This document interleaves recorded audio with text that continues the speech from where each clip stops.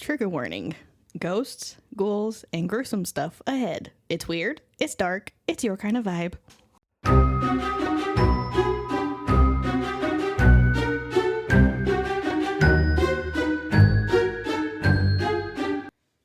Welcome to Haunted and Homicidal, the podcast where true crime meets the paranormal. I'm Lauren. And I'm Courtney. Every week we uncover the terrifying, the twisted, and the totally unexplainable. Lock your doors and grab your sage. Because things are about to get haunted and homicidal. Hey guys, welcome back. What's up? It's been another long week. Woohoo. Yeah. Boring. Not boring, actually. It's been a very long week. My husband's finally home after 16 long fucking days on the road. And then he leaves tomorrow for 24. Ugh. So That's so long. Life of a trucker wife, I guess. But he wants to be home for Halloween because I was telling him the kids were going to go and wanting to go trick-or-treating. You know, they're older now, so they can go by themselves. Yeah. And I was going to do like a whole Halloween-themed dinner. Like spaghetti meatballs, like intestines and eyeballs. Oh, that'd be kind of cool. Cute little snacks and stuff. So he's like, oh, I want to be home for that. I'm like, well, that's 24 days from tomorrow. Yeah. So that's what he's putting in for to make sure he's home. But he'll be home for like 3 days that time, I think. So. Not bad. Yeah, I guess. It's rough. It is rough. So, but poor Mischa. She was so excited for him to be home, but now she's in heat and she's got to wear a diaper and clothes. She's so pitiful. I know. She's so upset about it. She said, fuck the baby. I brought her. Yeah, she didn't even care, but she bleeds everywhere, and I am getting tired of having to mop my floor 6 times a day. So Yeah. Don't like it. Well, when all the moolah starts rolling in, you can get her fixed. It's not even about that. Like, I can afford to get her fixed, but it's a problem of she is so heavy, I can't pick her up. Oh. So I would not be able to take her to the vet to get her into the car, number one, get her out of the car, get her restrained because she is not people friendly, have them sedate her, and then for me to pick her up sedated, she wouldn't be able to walk. I would have to pick her up, and then, you know, my bed, I've got a really tall bed, you know, and for her to get on it, she would need help. So it's just not, the timing is not right because I would need help with her. Poor baby. And I got to take her diaper off over to let her go outside. I mean, you can let them pee in it, but I don't like that. No. Because there's like a wetness indicator on it like it is with like real diapers. Oh, it's a dog. Wait. It's a dog diaper. It's like an actual dog diaper because it's got the little tail hole and everything. Oh. And then I just put like a pair of his boxers on her to kind of keep it because the diaper, it's so weird. I don't know. I don't like it, but it's so weirdly made. It's made exactly like a diaper, but it doesn't fit her well. What size did you get? I got the large. And it's like they're big, and I also got the medium. The medium is more snug, but her belly is a little bigger, so the straps don't go around it properly, and they pop off every time she moves. So the large is the next step up. Got that, but as you can see, she's kind of droopy. So I had to put the boxers on her, and then the outfit, and she's not happy. She's not happy at all. But yeah, I guess. Outside of me, how was your week? I took a me day yesterday and did the shit I needed to do. Yeah. Which was clean my apartment. So you didn't take a me day. And you just took a day where you didn't do anything other than the shit that you had to get done. That's not a me day. And me day is a relaxing day where you don't clean, you don't do your laundry, you just sit there. And I made my Harry Potter potion classroom set. See, that would be a me day. Yeah, so I did all that first. Yeah, that part's a me day. But wait, you made a who? A Harry Potter miniverse potion. Hold on, I'll show you a picture. Okay, like a mini what? So miniverse, so like the little miniverse ball thingies. I don't know what that is. Okay, let me show you that first then. Because it's pretty much like it's like in a ball. And they have like different like themes. So they have Is it like a Polly Pocket? No. Oh. So it's like stuff you make like out of resin. So like okay. some people do, like, you can Google it on your thingy. That'd be quicker. Yeah, oh, I can, but then they have to hear me tippy tapping. That's fine. What is it? Harry Potter who now? Harry Potter mini-verse. Yeah, so, like, that's what I made yesterday. No? Was that I got 2 of them for my birthday, so I had a whole little classroom looking. Okay. You have to make it? Yeah, I had to pretty much put the tiles on the floor, put the tiles on the wall, and then just snap it into place after it dried. And then, like, you make the potions that go inside of it? Yeah, so that little ball on the end. That one? Those, you get you make the potions with those. Okay, yeah, I've never seen that before. Yeah. It's like little dollhouse furniture stuff. Are those the only ones you have, or do you have other ones? Those are the ones I have. I want to do the honeydukes, but I was doing like one theme at a time. Yeah, I've never seen these. That's cute. I can't do stuff like that here. It'll get knocked over. Cats will eat it. Dogs will eat it. And because my bathroom's Harry Potter themed, I have it in my bathroom. Okay. So I had to rearrange my bathroom setup. Gotcha. Because where I had the potions, the classroom wouldn't fit. Okay. Went and got my hair cut. That was the other thing. I chopped all of my hair off. I love it. It feels so much better. I need to figure out how to style it, like where it's like curly or wavy or something, because right now it's just like straight and poofy. So I have the House of the Seven Gables. I have not heard about this one before. I didn't either. And don't spit out I almost spit that monster everywhere. This house was once the home of a hat and shoe merchant. A what? A hat and shoe merchant. How hat and shoe? I heard hat issue. I was like, did he have problems with hats? Hat and shoe. Okay, gotcha. A hat and shoe merchant. Okay, yes. Head and feet. Yes. And this historic property on Salem's Derby Street now belongs to the House of the Seven Gables Settlement Association, along with several other century-old homes. Salem, so Massachusetts. Yeah. Ooh, Salem. I love Salem. I don't know if I love Salem. And today it functions as a museum and event location. Okay. Ooh, can you get married there? Maybe. Ooh. I didn't look at I'm already married, but like, I didn't look at all that. I'm looking for a vow renewal in 9 years, because that'll be our 20th. Oh, yeah. Mm-hmm. That's supposed to be the 10th anniversary. Yeah, we didn't. Okay. Before it was the House of Seven Gables, it was known as the Turner. Okay, so it was a Turner Mansion, and then the Turner Ingersoll Mansion. Okay. And yeah, okay. So it's a history. Okay, I like history. Yes. So John Turner, the original dude, came from America. He was a son of an indentured. No, he was an indentured servant from England. Okay, I was about to say he came from America. We're in America. What's happening? He came from England. Okay. To American. Uh-huh. He came to the American colonies under a system that ensured at least 7 to 12 years of servitude to his employer. So he was an indentured servant. Yes. Yeah. And he quickly stomped his mark on Salem, Massachusetts. Stomped? Okay, he said, bitch, I'm here. Yeah. So after, I guess he was finished with his servitude. Mm-hmm. He was an invested hat and shoe merchant, and by 1668 had amassed a large enough fortune to construct a new house. Oh, so we're talking like 1600s Salem witch era. Yeah. Beautiful. It was during the witch trials. Yeah. The date sounded familiar. Yeah. So the original structure was simple in nature, with only 2 rooms and 2.5 stories tall.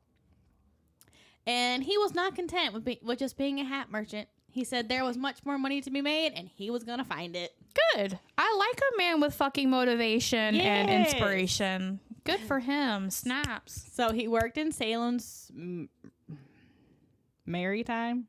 Mm-hmm. Okay. Field, becoming a captain and accumulating more money than his neighbors would ever know to do with. I would like to also do that. I want more money than my neighbors know what to do with, okay? Yeah. So by the time he died in 1742, he was one of the wealthiest men in the entirety of the Massachusetts Bay Colony.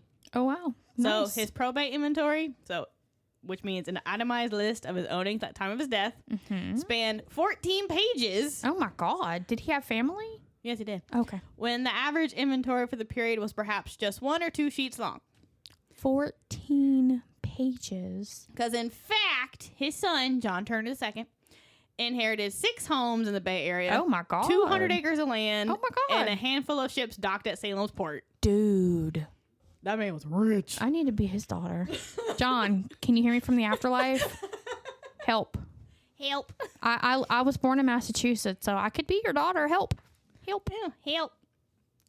And former researcher for the Colonial Williamsburg Foundation, Corey Carson, once wrote, "Today it is the lone survivor in New England of the kind of high gentry house that introduced to North America new cosmopolitan ideas about domestic living in the last quarter of the 17th century.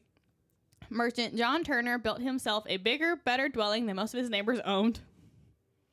Okay. Like he said, look, I came here as a slave. Watch what I'm fixing to do. Exactly. He only had the one kid?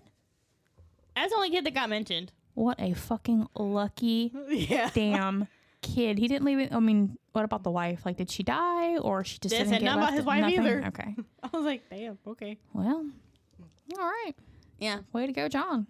And unfortunately, the third generation of Turners in Salem lost the fell sweep of the fortune, and the Price family home was sold in 1782 to Samuel Ingersoll. In 10 years, they lost the fortune and the home. Yep. Because he died in, you said 1762? Or 72? 1742. 42? So this is when? 1782. Oh, so 40 years. Okay, well, that's a little bit better than 10 years. I could lose a fortune in a day, so. And then, so sea captain Samuel Ingersoll took on the Turner house, and it had grown exponentially from its original 2-room dwelling. So, while the Turner still had it, they added a kitchen lean-to, a south wing to the house. A what? A kitchen lean-to. What is that? I have no idea. Okay, I'm going to look that up because I don't know what that means. What a kitchen lean-to? I think it's like a little room. An inexpensive one-story addition to a house, typically at the rear or side, featuring a sloping roof that attaches to the main structure. It serves to expand the kitchen or create a combined kitchen dining area, flooding the space with light. It's designed with glass and a cost-effective alternative to a traditional extension. Yeah, there you go. Huh. Interesting. South wing to the house and a 2-story porch. Okay. And so Samuel intended to fancy up the place even more. So he removed those. Yes, it's black. I'm going to have to tell my husband I want to live there. Well, you can't live there. It's a museum. Okay. You know what? He can build me a fucking house that looks like that in Pennsylvania. So Samuel intended to fancy up the place even more. So he removed the famed gables and exchanged them for intricate Victorian detail work. So then the Turner house became the Turner Ingersoll mansion. Okay. And it was during the Ingersoll era that Samuel's daughter, Susanna, frequently visited her cousin, Nathaniel Hawthorne, because he stayed there too. So Nathaniel Hawthorne. Why does that name sound familiar? Because he wrote The Scarlet Letter. Oh, I love that book. And he wrote The House with Seven Gables. Wait a minute. So I knew the book name, but I didn't know anything about this house. I thought it was just a book. Nope, it's based off this house. Oh. That's why it's also called The House with Seven Gables. I read that in like 7th grade. I don't remember anything about it, but I remember reading it. Yeah, that. And then we did Scarlet Letter for English, and we all had to wear a letter for like the whole month while we were reading the book of like what our biggest sin is. What letter did you write? Did you have?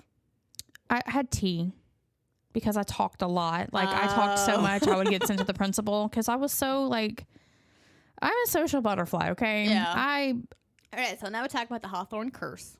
The Hawthorne curse. Okay. Hawthorne curse. So author Rosemary Ellen Gooley of Haunted Salem once wrote that Turner and Ingersoll's house of the Seven Gables is a ghostly reminder of shipping fortunes made and then lost, and a bust blamed on the curse of the witch trials of 1692. Okay, but like while the family had the house, like were there tragedies or anything, or? No, just the witch trials. Okay, do they happen here? Oh God, okay. I'm getting there. Is this where they held the trials? No. No, okay. No. So, Turner Ingersoll is a reminder for more than just lost shipping fortunes. It is also a blatant reminder of Nathaniel's guilt. Uh-oh. It was his great-grandfather, John Hawthorne, who served as a judge during the Salem trials of 1692. Things are starting to come back to me now. So John, he may have feigned sympathy for the accused witches, but he never regretted his involvement in their trials and executions. And he certainly never expressed any remorse during the trials themselves for sending the accused to their deaths. He truly believed in the evil of witchcraft and thought it to be a real threat to the population of Salem. All right, so Salem witch trial. Now we're talking about Salem witch trial. So, well-known events that unfolded from February 1692 through May 1693. A total of 25 innocent people was executed in what turned out to be nothing more than mass hysteria. Yep. Emotions ran high during this time period, resulting in over 200 people being accused of performing witchcraft. Yep. And while all were later exonerated at the time, townsfolk feared for their lives and lives of loved ones. And it didn't take much more than a passing accusation to be put on trial. Yeah, that's all it took. And John Turner Jr., so I'm guessing John Turner's second son. Huh? Oh, no, it says John Turner Jr. John Turner Jr. Who is John Turner again? The first owner, right? The first owner. And then, so I guess this is his son's son?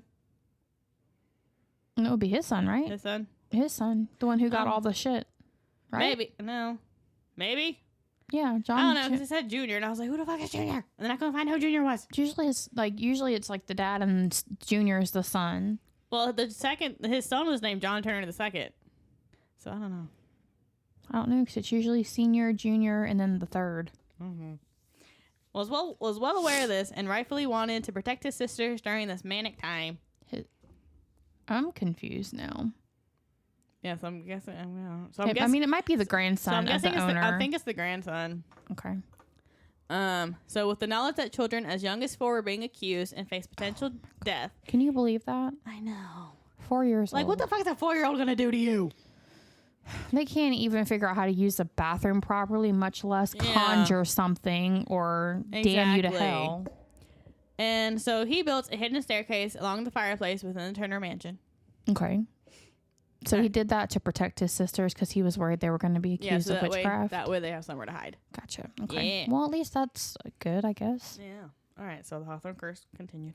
Mm-hmm. So following the witch hysteria of the late 1600s, the Hawthorne family lost most of their wealth. High status within society plummeted. No doubt influenced by the families of the accused witches who sought justice for their dead loved ones. Okay, so he was protecting his sisters from the angry mob that... Well, he was protecting them in case they got accused. But then... They lost their wealth because of the angry families. Because of from the judge. So, like, pretty much the whole, like, just the family throughout the years in general. Yeah, so he was also protecting them from the family of the wrongfully accused, worried that they were going to either witchcraft them to death or just kill them. Gotcha. Yeah, pretty much. So Nathaniel was born in 1804, and the so-called curse of the Hawthorne family had not yet been lifted. Okay. So the time he spent with Susanna in the 1840s, she revealed more and more of the family's past. Who the fuck is Susanna? Samuel Ingersoll's daughter. Okay. The second guy who got the house. Yeah. I don't remember you talking about a daughter. That's why I was like, who the fuck? Okay. I mentioned it earlier. Did you? Yeah, I did. Oh. You got distracted by the house. Oh yeah. I'm ADD. So yeah. Okay. So apparently, I guess no one ever told Nathaniel anything, so he learned everything from Susanna. So he didn't know anything about the history or what was happening. No. 200 years before that almost. No. Because, I mean, they're cousins. Okay. Oh, okay. Yeah. So, and he lived with her and her family. Okay. Apparently. So she told him stories of the family's involvement with slavery and other evils. And so he confessed to an interest in the Salem trials, and with age, like, he wanted to know more about it. Okay. I was like, I don't know if I like the way that sounds. Yeah. No, like, he wanted to know, like, more about it. Yeah. I mean, we all do. Yeah. So, with age and maturity came a sort of revulsion for his ancestor, Judge John Hawthorne. Yes. To the point that he allowed Susanna to convince him to alter the last name. So, they spelled it... So, Judge John spelled it Hathorne. Mm-hmm. And then Nathaniel changed it to Hawthorne. So, it went from Hathorne to Hawthorne. Yeah, he added a W. The W. For witch. Yes. So, even though he changed his name, his complete disgust over John's sins made a frequent experience in a lot of his literary work. Opening pages of his debut novel, The Scarlet Letter, He took the time to apologize for his family involvement in the witch trials. Because she was like, dude, change your name and just let it go. Let it go. Move on. He could not let it go. I mean, and that's a good man to do that, you know, because he had nothing to do with it. And he realized how just but she was disgusting like, it was. What was the point of changing your name? So if you're just going to continue. Yeah. Yeah. So she was like, what's the point if you're just going to keep bringing it up? Right. So, quoted from his book that he put in the Scarlet Letter. He, Judge Hawthorne, made himself so conspicuous in the... Conspicuous? Yeah, conspicuous. What? In the martyrdom. Martyrdom? Yeah. Of the witches, that their blood may fairly be said to have left a stain upon him. I know not whether these ancestors of mine bethought themselves to repent and ask pardon of heaven for their cruelties. At all events, I, the present writer, as their representative, hereby take shame upon myself for their sakes, and prat that any curse incurred by them may be now and henceforth removed. Shame! For shame! Yes. So then, the following year, in 1851, with the release of the critically acclaimed House of the Seven Gables, Nathaniel was at it again. Jeez. So, the book's plot was certainly based on his own family and Judge John Hawthorne's fight with Philip English, whose wife Hawthorne had condemned to death for witchcraft. Mm-hmm. So, in the book, the plot, the Pincheon family has allegedly suffered greatly for its involvement with the witch hysteria. But as Judge Pincheon desperately wants his next-door neighbor's land, he sets a course of action to see that neighbor, Thomas Mall, is convicted for witchcraft. So, poor Thomas Mall is at the gallows on Gallows Hill when he curses the Pincheon family. God will give you blood to drink and quench your greed for eternity. Judge Pincheon ignores the threat and continues on with life. He takes the Mall land and builds an illustration estate on it, including a house that is said to have looked eerily like the Turner Ingersoll mansion. Okay. His good fortune quickly seeps away at the first dinner in the house. The judge dies, and he dies by choking on his own blood. Oh. Following his death, the land was restored to the Mall family. So why was he bleeding like in his mouth? Did it say poison or something? No, maybe it's the book. It's the book plot. Yeah, I don't remember. I think he was poisoned. Maybe. I don't remember. I don't know. Okay, He pretty much killed him in the book. Oh no, the consequences of your actions. Yeah, he killed him in the book since he couldn't kill Judge in the real life. He couldn't kill his great-great-grandfather. Well, he was already dead, but you know, I guess that was part of his like repentance or like some kind of justification. Yeah. I mean, I like that he feels so badly about what his family did, but you know, there comes a point where you kind of got to realize it's got nothing to do with you, and stop dragging it on. So, restoration of the Turner Ingersoll mansion. So, the Ingersolls lost their mansion after 3 generations, so maybe that was the real curse. Maybe. That they said it was a curse, because every 3 generations, they end up losing the house. Yeah, it seems like, well, yeah. Yeah. Cause, like every 40 or so the years. Turners lost it after 3 generations, and now the Ingersolls lost it after 3 generations. When Susanna's son Horace lost the family fortune and sold the house in 1879. Isn't 3 like a mythical number, like a witch number? Yeah. So. I got hot. I don't like that. Okay, I'm comfortable. I don't know what's going on. I'm not. I was hot this morning, but I'm good now. According to one New York Times article, by 1870, a Salem guidebook had already identified the building as the House of the Seven Gables. Okay. And then in 1908, philanthropist Caroline Emerton purchased the infamous Turner Ingersoll mansion with the intention of converting it into a museum. Okay. She hired the noted restoration architect Joseph Everett Chandler to handle all renovation projects.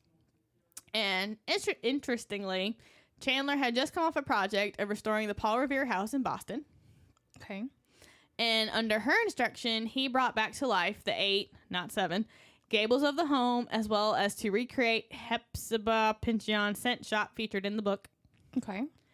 And so today, Turner and Ingersoll's House of the Seven Gables is much more than a single museum. Emerton purchased and moved other properties related to Nathaniel Hawthorne to the Turner Street location. He moved whole houses? Apparently she did. She moved the whole other People do that. Like, they get, like, a whole bunch of stuff, like, a whole bunch of properties, and just move it all together, so it's all one. All together. That's interesting. I didn't know you could, like, move a whole already built house. It's not like a mobile home. Well, I guess it depends on... I guess if he didn't... I don't know. I guess it'll happen. Okay. I don't know. All right. Ghostly figures. Oh. So, secret staircase. Visitors have witnessed the spirit of a man clambering up and down the stairs. Okay. Others report seeing a phantom boy who enjoys playing in the attic. Throughout the day, his little footsteps can be heard pouncing around upstairs, and he giggles and laughs. No, that is like the creepiest. Y'all know me by now. No ghost children. I don't like it. And according to one historian, the attic space was once functioned as the servants' quarters for the property, so they believe it's like a little servant boy. That makes me sick. And then Susanna Ingersoll is also one of the specters that is seen walking the halls and even peeking out the windows to those who enter the estate through the garden below. Silhouettes in the shadows of every floor. Okay. And a psychic woman once took a tour of the house and claimed she saw a young boy playing up near the gables, even going as far as to capture him in a photo, which I tried to find the photo, couldn't find the photo. And it was revealed that hidden rooms were discovered within the house, so they found a dining room where musicals and dances were once hosted, as well as an accounting room, which was written about in Hawthorne's novel. You said hidden rooms? Yeah, they found hidden rooms. Huh. Yeah. Okay. All right, so that's it I have on the House of Seven Gables. That's interesting. Yeah. Neat little tie to, like, real history, too. Mm-hmm. That's cool. Yeah, so mine is not... Mine's kind of cute. My story's kind of cute. I heard about the Pukwudgies, like, a while ago, but Jack Osborne covered it, which is kind of like an homage to my shirt. I didn't even intend it that way, but nice. They covered it on The Osbournes Want to Believe, and I fucking love that show. If you haven't watched it yet, it's great. I have not. It's Jack, Sharon, and Ozzy, and they're all watching these, like, different clips, and he'll ask them, like, on a scale of 1 to 10, how do you feel about it? Yeah. Ozzy is hilarious. Hilarious, because he always is screaming, like, ball lightning or double exposure. And he's like, Dad, they're not double exposure. Like, these aren't actual, like, physical cameras. He's like, these are security cameras that have, like, digital and whatever. He's like, you can't double expose those. It's great. So watch that if you haven't. You guys watch that too. What's it on? Discovery. It's like a Discovery ID. Yeah. Same with Ghost Brothers. Like, and Ghost Brothers and Jack Osborne do one too. It's called Lights Out, I think. No, I don't remember what it's called. The Ghost Brothers have one that's called Lights Out, but they have Jack Osborne and the Ghost Brothers do one together. It's fucking great. Like, their chemistry together is just crazy. So I've heard about them before, but I recently watched the one that Jack does, you know, and he's showing the videos to Sharon and Ozzy, and I thought it was cute. So I decided I wanted to do those. Yeah. So the Pukwudgie is a mischievous and magical nature spirit from Native American folklore, specifically the Wampanoag people. And it's often described as a small human-like creature about 3 feet tall with large ears and noses and quills on its back like a porcupine. So he already sounds really fucking cute. Aww. Like a little tiny troll with big ears, big nose, and like... So he's like an elf / porcupine. Yeah, kind of, yeah. Yeah. They can turn invisible, shapeshift into animals, and use magical poison arrows. So... What? Yeah. Originally, they were sometimes friendly, but eventually turned malicious after becoming jealous of a giant named Maushop. They eventually became known for playing tricks and leading people to their deaths. Okay, they're not nice. So they they're not turned nice, little tiny. Okay.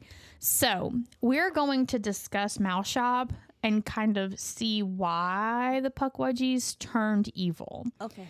There is a reason, a very big, very good reason. Okay. So, Maushop was a mythical hero and giant from Wampanoag folklore.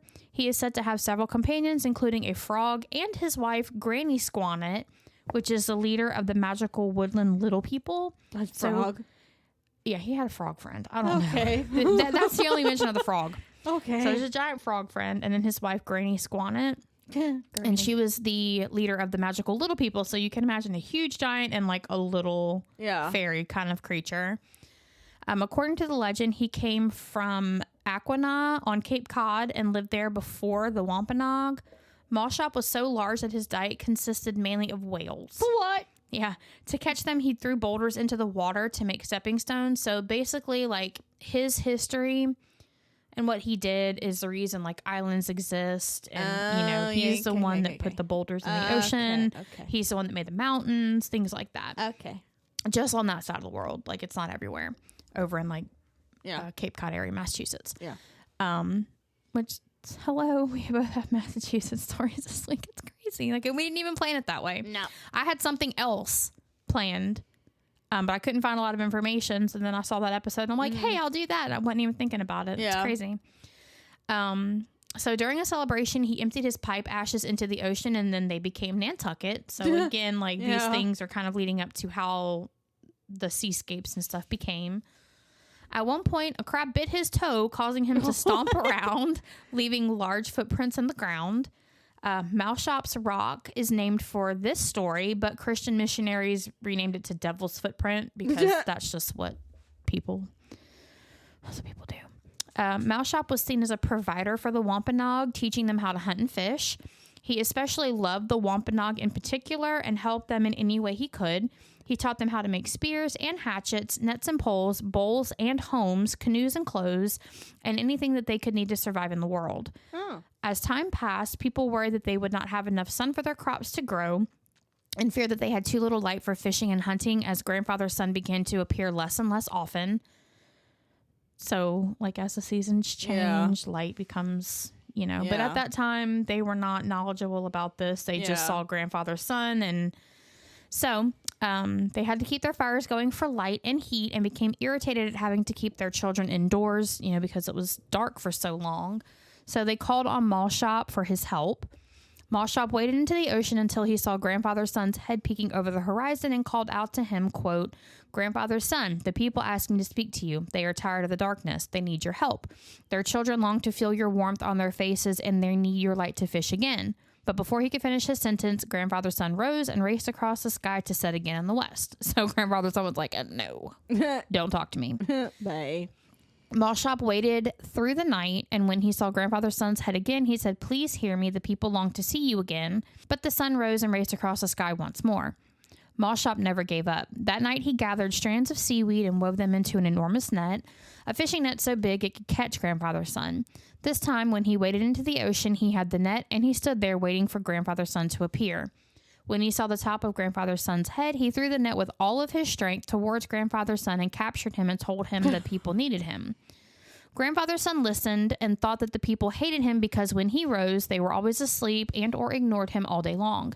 He sat there waiting for people to acknowledge him, and he felt so lonely. Aww. I know. Like, super sad. That's kind of sad. At that point, Maushop understood that he had failed to teach the people how to care for grandfather's son and promised he would tell them to pay more attention to him. So in all of his teachings, it was just how to build this, how to do that, but never to, like, show appreciation for things, I guess.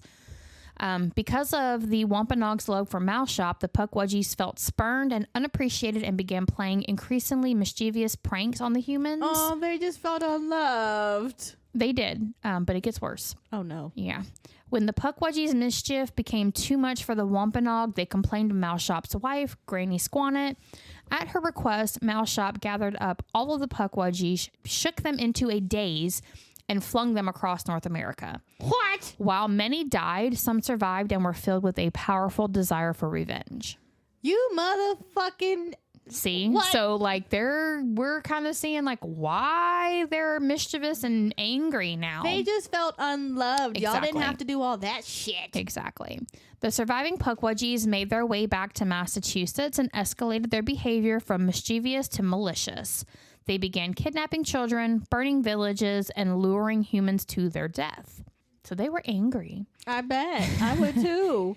Rather than confronting the Pukwudgies himself, Maushop sent his 5 sons to deal with them. The Pukwudgies, using their knowledge of the forest, lured the giant sons into tall grass and killed them with magical poison arrows. Enraged, Maushop and Granny Squannet retaliated, crushing every Pukwudgie they could find. So y'all did this to yourselves. They were, I mean, obviously, rightly so, they were upset that their kids were killed, but, like, y'all were the reason. While many Pukwudgies were crushed and killed, the survivors regrouped and sought to kill Maushop once and for all. They tricked him into a body of water where they ambushed and shot him with their poison arrows. In some versions, this attack killed him, while in others, Maushop became so grief-stricken over the loss of his sons that he disappeared from the Wampanoag world entirely. Due to his disappearance, the Pukwudgies' power only grew bigger. I mean, y'all did that to yourselves. They just felt unloved. Right. And upset because, like, initially they were, like, grandfather's friendly. son. Yeah. Initially they were, like, friendly and helpful and benevolent. And then, like, this big giant shows up and y'all give all of his attention or all of y'all's attention to him. And, yeah. It's like the son felt unloved, too. And, like, you see him yeeting him across. No, the son just, like, ran across the sky really quick. And he was like, I'm out. But there's like an alternate version of what happened to Maushop. Some legends say that the creator, God, whatever you call him, came down and spoke to Maushop and told him that the Wampanoag were becoming too dependent on him. Yeah. And that he needed to disappear. He needed to let them kind of figure it out on his own. So in that legend, he doesn't die. He just goes to a different part of the world with him and his wife and his giant frog friend. So the Wampanoag can figure out how to survive, without him because they were like far too dependent on him. So I did pull some like firsthand experiences from Reddit. Yeah. There's always like good information on Reddit from like firsthand experiences about Pukwudgies, like people having experiences. And again, like it's all like Massachusetts area. Yeah. It's like all in that area. And this is like where they exist, I guess. It doesn't really say that they exist anywhere else in the world. Well, it does. Massachusetts is our home, bitch. Yeah, well, I mean, it does. But mainly like other versions. Yeah. So it's not like the same thing, but it's like they have like their own little fairies or trolls that are similar, but they're not the same.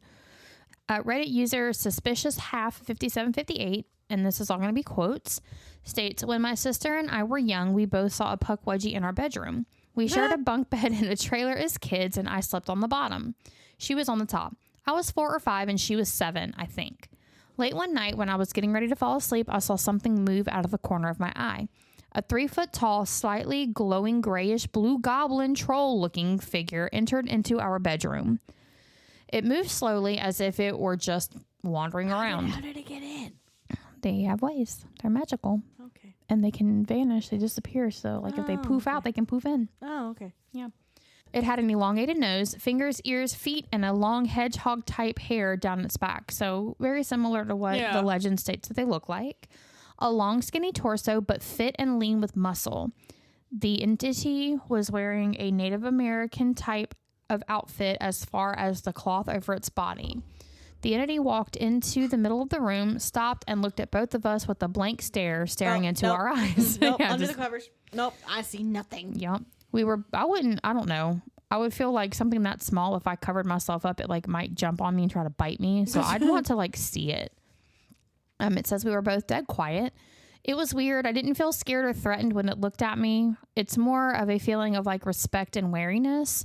The stare didn't last long. The entity then looked forward and continued its walk and disappeared through the wall, never to be seen again. I remember asking my sister, "Did you see that?" And she said, "Yes."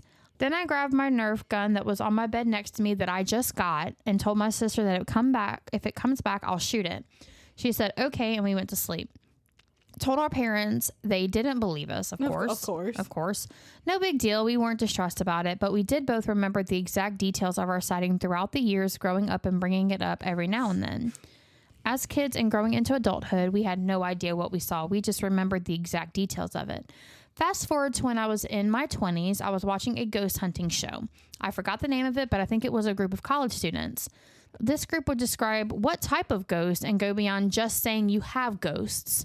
Anyways, they were describing the ghost they thought was haunting the property. Started saying this ghost is from Native American folklore. It's 2 to 3 feet tall and gray. Hold the phone. Boy, did my ears ever perk up. Continuing, they said it likes to prank and lead people into trouble. Then they finally said the ghost they thought it was a Pukwudgie. I immediately searched Google Images. And wow, I never would have thought I'd see that thing again. I found damn near the exact same figure I saw when I was a little boy with my sister. Many pictures and instances. What a gut-wrenching feeling. I sent a picture of the Pukwudgie to my sister via text message. I didn't tell her what it was that I had found.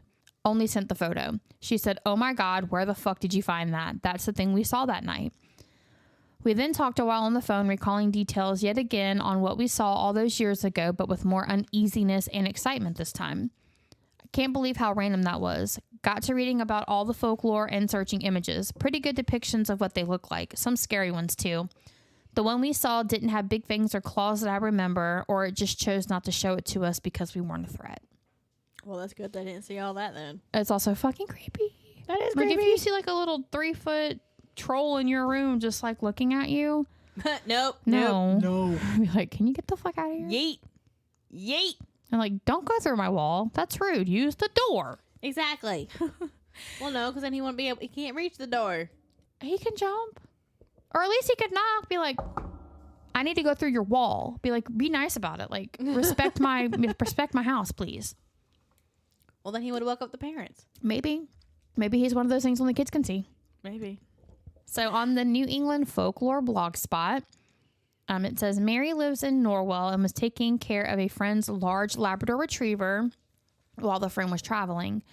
The dog would wake Mary up every morning between 4 and 5 a.m. to take it for a walk. That's so early. Yeah, it is. But I mean, if that's what that's what they're used to. Mischa doesn't wake me up when she has to go potty. She waits until I get up, and she doesn't have any accidents in the house. So that's great. But she knows when my alarm goes off, it's time for potty. Except the other day, she didn't want to get up at all. She just like laid under the blanket the whole time. I'm like, we gotta go. It's time. I have to work. We have to get up. And she just she said, "Bitch, no." And got up. And she wanted brush first, so she gets a brush every morning. Okay. Mary would usually bring the dog to a small nearby watershed, a patch of woods and swamp for its morning preambulation. It means like preambulation is like walking. Like if you're ambulatory when you're leaving the hospital, it means you can walk on your own. Okay. Yeah. Mary and the dog went on these early morning walks for a few weeks without anything strange happening, but that changed on March 1st. It was pitch black, and as they walked on a road near the watershed, the dog stopped in its tracks and let out a low growl. Nope. Had it seen a raccoon or maybe a coyote? Turning around. Yeah. Feeling nervous about being alone in the dark with a possible wild animal nearby, Mary looked around to see what startled the dog. It wasn't a raccoon or a coyote. It was something much stranger. Crouched near the woods was a small humanoid creature. It was covered in what looked like matted black fur. Mary thought this creature stared at her with glowing green eyes, but isn't sure if she just imagined that detail. Whatever the creature was, it was something she had never seen before. She and the dog ran home. Smart. Yeah. Smart. Boing.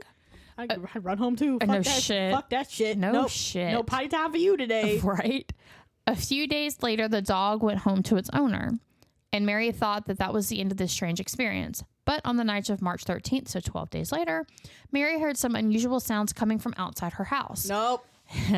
It sounded as though something were quietly but insistently tapping on the side of her house or possibly on the window. Hell no. At first, Mary thought maybe her daughter had locked herself out of the house, but that was not the case. She was inside safely. Yeah, nope. Nervously, Mary's thoughts then turned to the small humanoid she had seen near the woods. Was it outside her house, tapping on the walls and windows?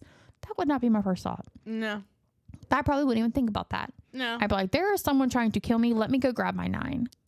Because I'm confrontational. Well, she didn't have a gun. No, I said me. I would do that. I'm confrontational. I'm not going to sink and slink and hide under my blanket. I'm going outside with my gun, which I have done numerous times in the past. And no. But I wouldn't think it's some little demon thing.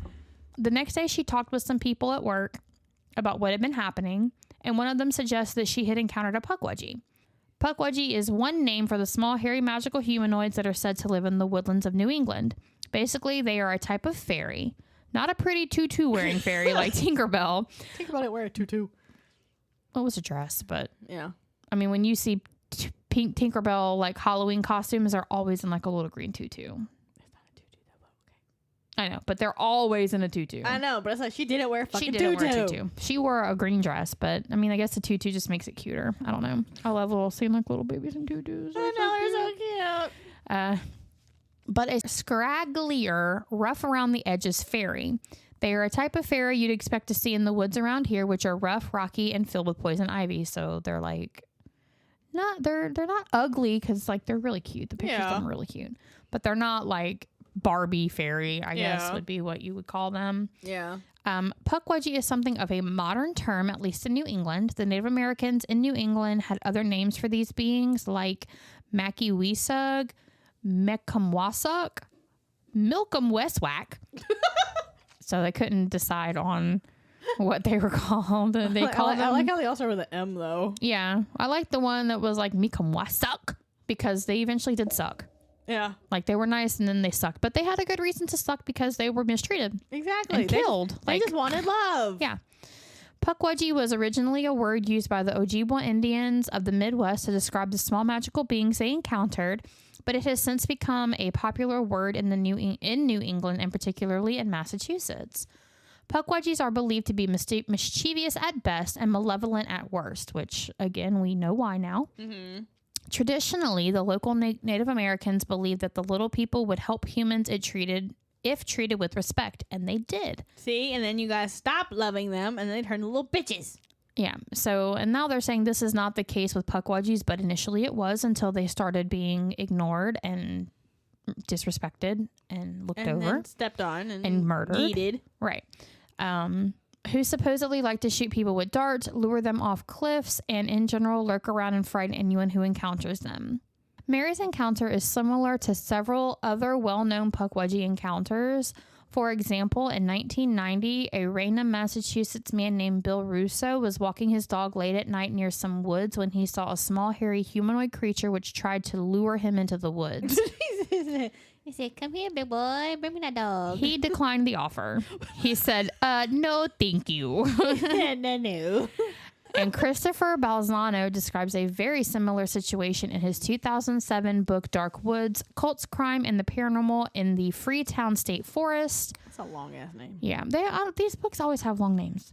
It's like they don't need to have long-ass names. Yeah. It says, a woman named Joan was walking her dog in the Freetown State Forest when she noticed someone watching her. It was a small gray-skinned humanoid with hairy arms and a hairy head, and it stared at her with deep green eyes. After encountering the Pukwudgie in the forest, Joe noticed the Pukwudgie lurking around her house several times. Apparently, it had followed her home. Nope. Mm-mm. So, like, I guess if it sees you and it looks at you and you look at it, it's like, cool. It's like an invitation to find out where you live. Well, and if you're going to follow me home, you can do some shit around the house.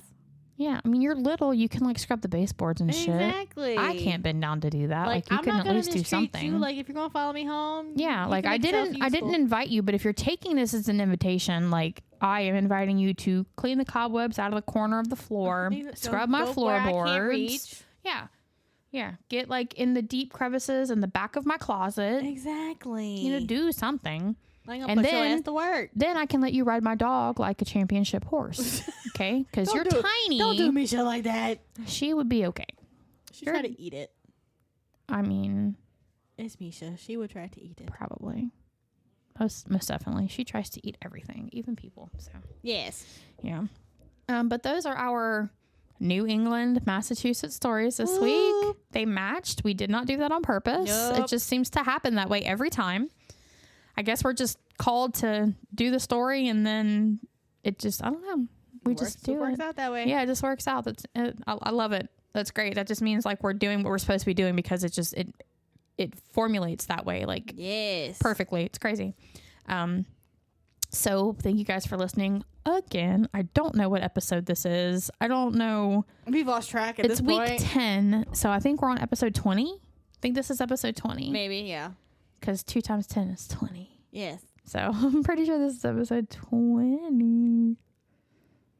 Close enough. Good enough. I think so. Yeah. I don't know. I've lost track at this point. Yeah, I definitely have too, because it's just, it kind of like just It all runs together. Yeah, it all just clumps together, and we pre-record half these anyway. We do, and then like we fucking forgot to record this one last week, and so now we're recording it now. So we're like behind, but it'll be posted on time because it'll be posted on time. We just we recorded it super late. So this we one recorded it wrong. Yeah, this one will actually be this coming week on Thursday. Normally we record like 2 or 3 weeks ahead of time, but like we're on. Because we have week 11 and 12 already done. We just forgot this one. We did the murderers for 10, but we didn't. Yeah, didn't do the paranormal. It's crazy. And then we did week 11 and 12. I don't know what happened, but here we are. But yeah, you can always find us on Facebook, facebook.com/haunted and homicidal. You can join our Patreon at patreon.com. Why is your soda bubbling? I don't know. You didn't even drink it. Why the fuck is it bubbling? Ooh. What?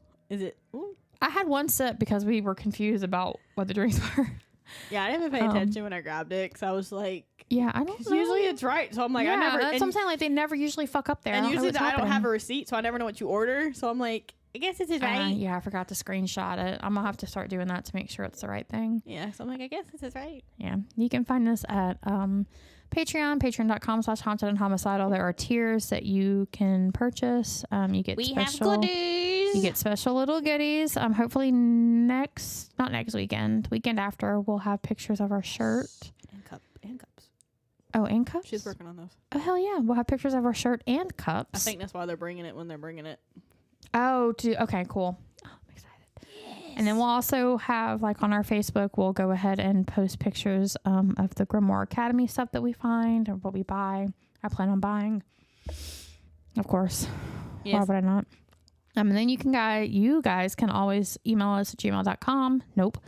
At hauntedandhomicidal@gmail.com. We'd love to hear from you, even if it's just to be like, hey guys, what's up? Kind of thing.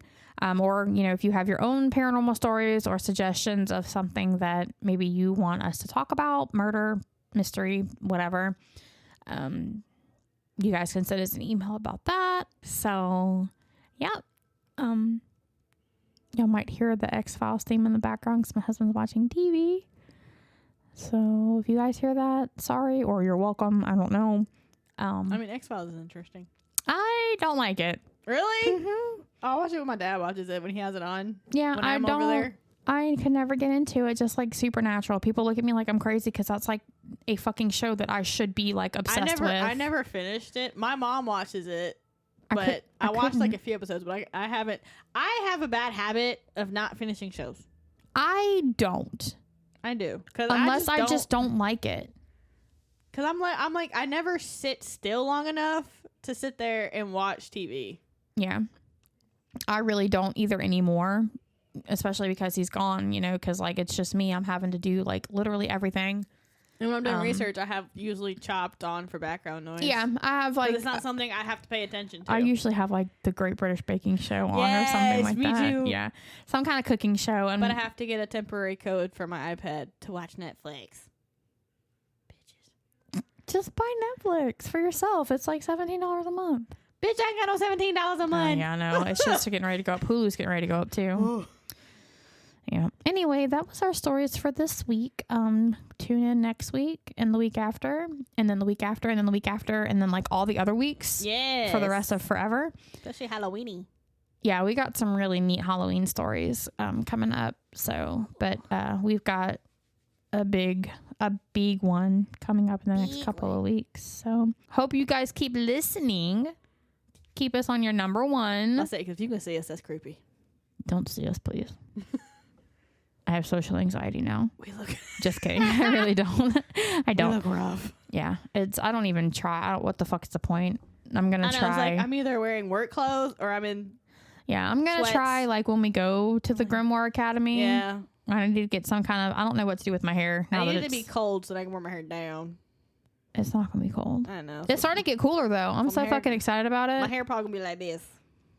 I'm going to do we need to do something in case people like do fucking show up. And they're like... I guess I'll be decent and put makeup on. What time are we leaving? What time does it start? Done. I don't know. Okay. Well, this is going to be the end of the episode. Okay, bye. Love you. Bye.